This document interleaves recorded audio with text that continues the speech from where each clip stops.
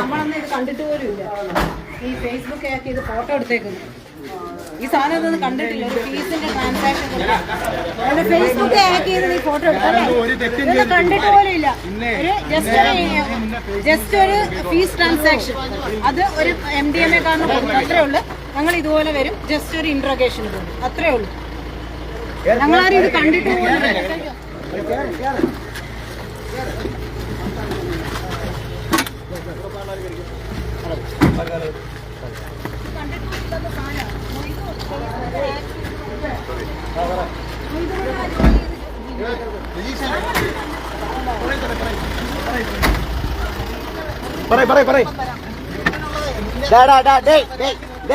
സംസാരിക്കരുത്.